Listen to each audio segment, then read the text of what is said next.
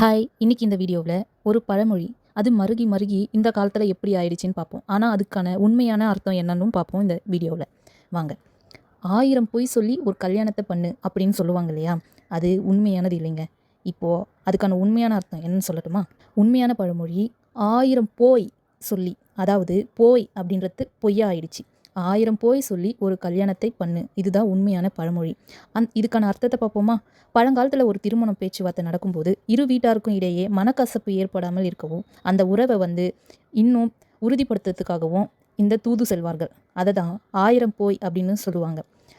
அதாவது ஒரே ஒரு முறை மட்டும் போய் பேசிவிட்டு வந்து விடாமல், மணமக்கள் வீட்டிற்கும் மணமகள் வீட்டிற்கும் 1000 முறை, அதாவது பல முறை நேரில் சென்று பேசி பேச்சுக்களை சீர் செய்து சுமூகமாக சூழ்நிலையை உருவாக்கி அந்த திருமணத்தை நடத்தி முடிக்க வேண்டும் என்பதுதான் இதன் பொருள்.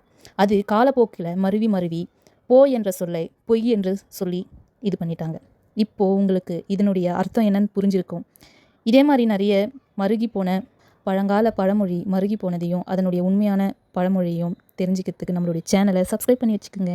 மறக்காமல் நம்மளுடைய சேனலை பெல் ஐக்கானை கிளிக் பண்ணி வச்சுக்கோங்க. டாடா பாய் பாய்.